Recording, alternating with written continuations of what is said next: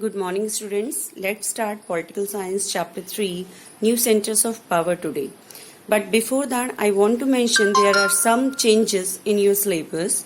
According to that, a new topic is involved, that is BRICS. So let's concentrate on that topic.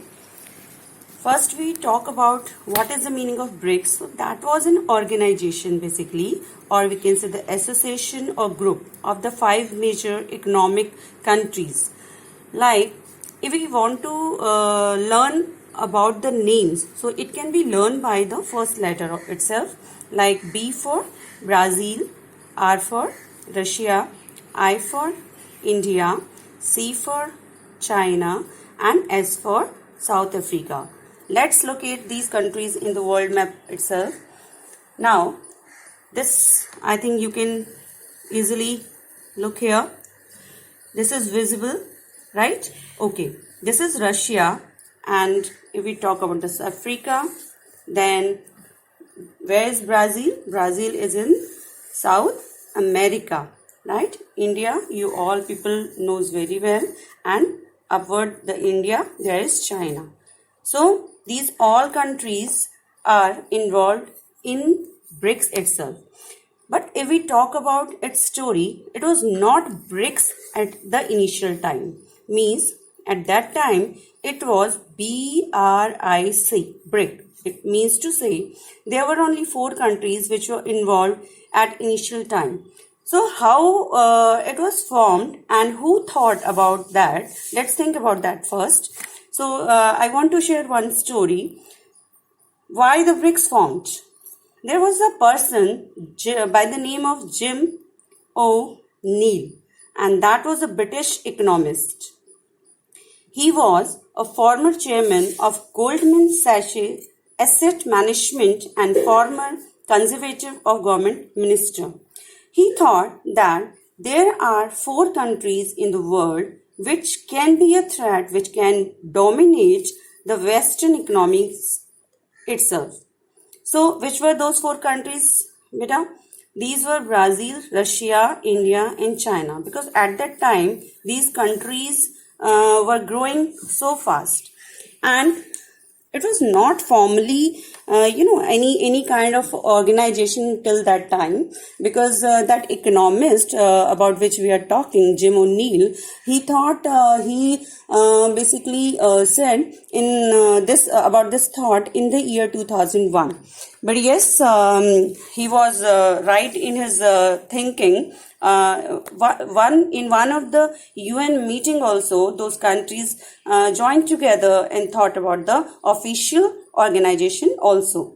So if we talk about first BRICS summit, it was held in 2009, and a full-scale diplomatic meeting was held in Yekaterinburg.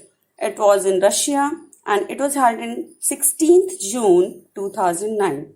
That was the first formal summit. So when you know very well that if there is any group in the world, whether it is related to anything like SAARC, ASEAN, any group, it has some agenda to follow. Means to say they generally join together, form a group to help each other, whether in any kind of field. It can be social, it can be political, it can be economic. But if we talk about the group BRICS, it was formed with one of the main agenda, and it was related to the economic enhancement of the area of the countries of that group. So agenda was to focus on means of improving the global economic situations at the time and even after that also, and reforming the financial institution that is related to banks and other institution which is related to finance itself. So, and in that particular summit in 2009, it was discussed how the 4 countries could better cooperate in the future. So it was the collaboration of 4 countries. I think it is very much clear to all of you. So next we will talk about the key objective of BRICS. First of all, as I told you, any kind of organization come together always for some benefit. It can be in any field, like they first they want to cooperate with each other. Now we are talking about the BRICS itself. So they wanted to cooperate each other and distribute mutual economic benefits among its members, beside non-interference in the international policies of each nation. Means it was related to only the economic benefit. It was not related to other field like political, social, or any kind of event. So next objective was the mutual equality. Means they all will think about each other. Means all the member countries, they all are equal. Not even a single country was the powerful country. For that, they also made one bank that is called NDB. Means full form of NDB is New Development Bank. It was proposed by India at the 4th BRICS Summit in 2012, which was held in Delhi itself. So its headquarters is in Shanghai, and it was made to support in public and private projects through loans itself. So now next is why BRIC is powerful.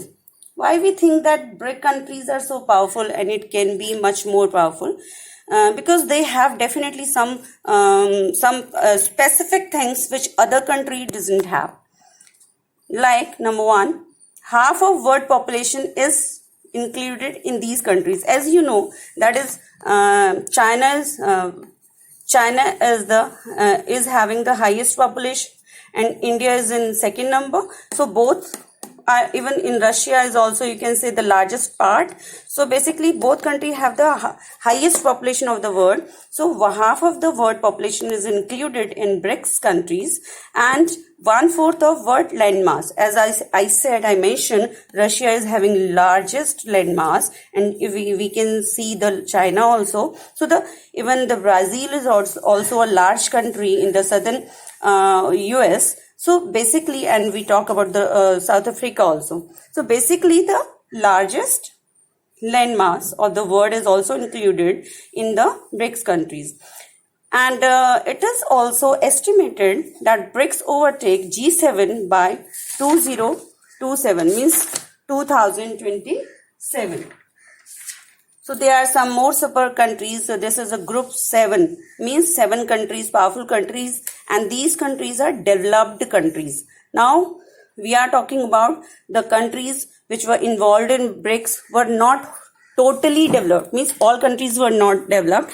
There was a space to join the countries like developing countries like India also.